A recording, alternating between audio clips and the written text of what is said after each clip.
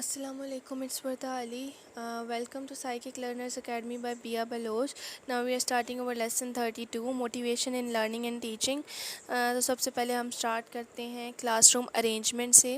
जो सबसे important factor है जो एक क्लास में लर्निंग के को काफ़ी ज़्यादा इन्फ्लुएंस करता है, तो वो है क्लासरूम की अरेंजमेंट।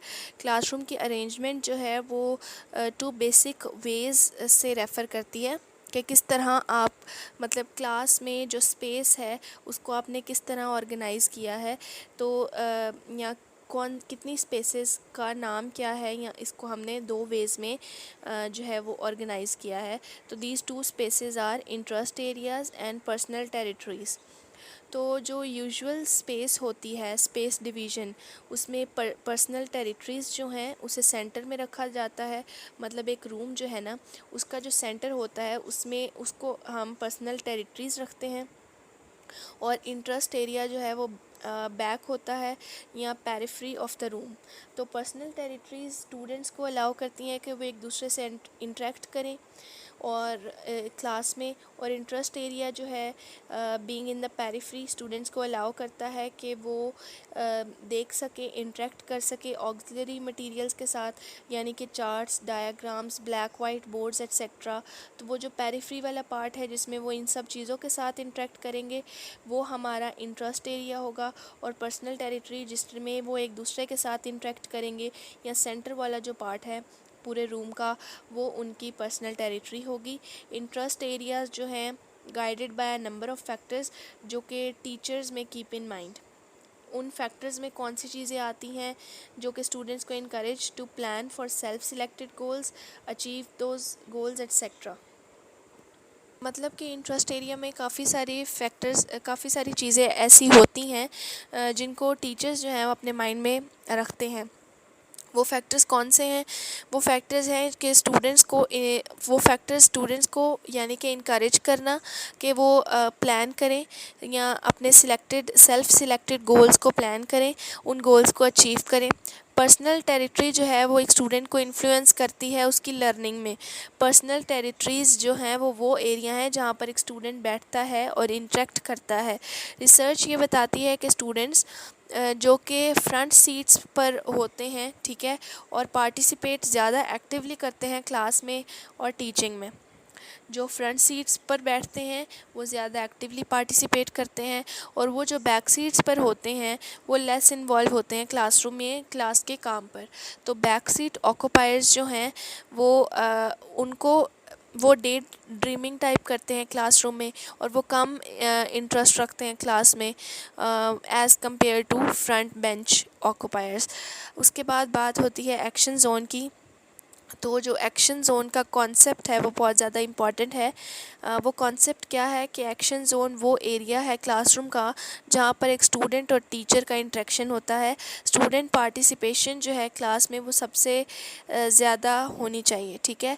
तो एक्शन ज़ोन को इंक्रीज़ करने के लिए और लर्निंग को ज़्यादा इफ़ेक्टिव बनाने के लिए ये सजेस्ट किया जाता है कि एक टीचर को पूरे क्लास में मूव करते रहना चाहिए। सिर्फ़ एक क्लास मतलब अगर एक टीचर आया है और अपना जो उसका डेस्क होता है उसी पर रहे तो वो अफेक्टिव नहीं है, उसको मूव करते रहना चाहिए, वो पूरी क्लास में मूव करता रहे, ठीक है। स्टूडेंट्स के साथ आई कांटेक्ट रखे, स्टूडेंट्स से डायरेक्ट क्वेश्चनिंग करे, और स्टूडेंट्स की जो सीटिंग है वो टाइम टू टाइम चेंज करता रहे, ठीक है। तो एक्सपर्ट्स जो हैं वो टीचर को ये सजेस्ट करते हैं कि वो ये सब चीज़ें जो है ये फॉलो करें, ठीक है।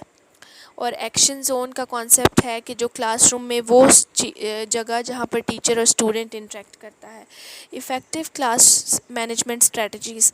तो साइकोलॉजिस्ट ने स्टडी किया, काफ़ी सारे वेज़ को स्टडी किया जिसमें मोटिवेशन जो है लर्निंग और टीचिंग में इन्हेंस की जा सके। तो 3 ऐसे तरीके उन्होंने बताए, ठीक है, सजेस्ट किए इस कॉन्टेक्स्ट के अकॉर्डिंग। जैकब कोइनेन ने सजेस्ट किया कि क्लोज़ ऑब्ज़र्वेशन जो है वो मतलब क्लोज़ ऑब्ज़र्वेशन के बाद उसने कुछ चीज़ें सजेस्ट की जिसमें कुछ इंपॉर्टेंट फैक्टर्स उसने दिए क्लास मैनेजमेंट के बारे में, जो इफ़ेक्टिव टीचिंग या लर्निंग जो है वो हमें दे सकती है। ठीक है, जैकब क्विनन ने क्लोज ऑब्जर्वेशन से कुछ इम्पॉर्टेंट फैक्टर्स क्लास मैनेजमेंट के बारे में हमें बताए। वो फैक्टर्स क्या थे? तो सबसे पहला था विदिननेस। ठीक है, विदिननेस का मतलब है कि टीचर जो है वो स्टूडेंट को ये कन्वे करे कि वो अवेयर है कि क्लासरूम में क्या हो रहा है। ठीक है, टाइमिंग एरर्स में ये चीज़ आ जाती है कि waiting for long periods before intervening. Timing errors का मतलब है कि आप काफ़ी ज़्यादा टाइम के लिए, लॉन्ग पीरियड्स के लिए आप इंतज़ार करते रहो कि आप स्टूडेंट को अभी रोकोगे। ठीक है, तो लॉन्ग पीरियड्स के लिए कि आप स्टूडेंट को अब इंटरप्ट करोगे। ठीक है, उस टाइमिंग एरर वो कि आपने सही टाइम पर उस बच्चे को नहीं रोका या आपने इंटरप्शन नहीं की सही टाइम पर। टारगेटिंग एरर्स का मतलब है कि रॉन्ग स्टूडेंट को ब्लेम करना, मतलब आप जिसकी असल में गलती है उसको ना ब्लेम करना, उसके अलावा किसी और स्टूडेंट को ब्लेम कर देना। ठीक है, तो वो है टारगेटिंग एरर्स। ओवरलैपिंग का मतलब है कि टीचर ने सुपरवाइज़ किया, can and supervise many activities at the same time. Teachers कर भी सकते हैं और काफ़ी सारी एक्टिविटीज़ को at the same time supervise. ठीक है, और they are looking after for example of the work of many students at the same time. जैसे एक टीचर जो है वो एक ही टाइम में काफ़ी सारे स्टूडेंट्स की एक्टिविटीज़ को लुक ओवर करता है, तो उसे हम कहते हैं ओवरलैपिंग, यानी कि एक ही टाइम पर काफ़ी सारी एक्टिविटीज़ को सुपरवाइज़ करना, that is overlapping. And group focus का मतलब है कि टीचर्स जो हैं can and do involve many more students all at the same time. काफ़ी सारे स्टूडेंट्स को एट द सेम टाइम वो इन्वॉल्व कर सकते हैं किसी चीज़ में। ठीक है, काफ़ी सारे स्टूडेंट्स को इन्वॉल्व करना in appropriate class activities, students का जो फोकस है उसमें हेल्प आउट करता है कि स्टूडेंट फोकस करें और स्टूडेंट्स को ज़्यादा मोटिवेट करता है। ठीक है, अगर आप काफ़ी सारे स्टूडेंट्स को एक अप्रोप्रिएट क्लास एक्टिविटी में इन्वॉल्व कर लेते हैं, ठीक है, इन्वॉल्व रखते हैं, तो ये चीज़ उनके फोकस ऑन लर्निंग को इम्प्रूव करता है, उनको मोटिवेट करता है। इससे जो है वो आपका जो फोकस है वो नैरो होने से बच जाता है। आप अवॉइड करते हैं नैरोइंग फोकस। और last and another effective method जो कि गुड लर्निंग और इन्वायरमेंट को मेंटेन रखता है, या वो है managing the student movement and managing the lesson movement in class during the study time.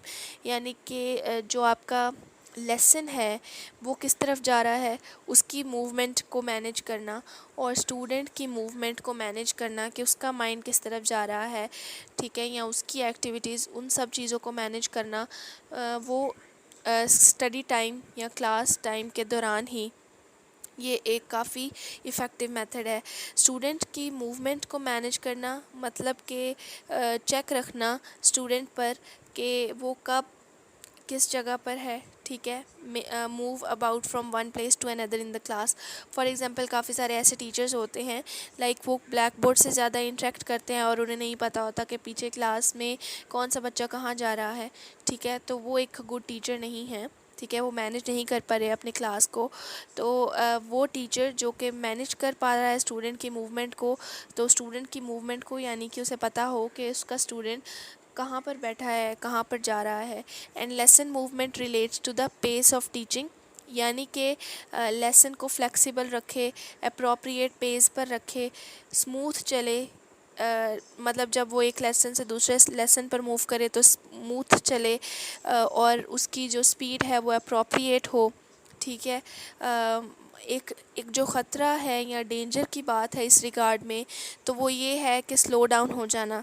That is कि आप काफ़ी ज़्यादा टाइम लो एक ही टॉपिक पर और उसे बोरिंग बना दो स्टूडेंट्स के लिए, तो ये एक प्रॉब्लम बन जाएगी।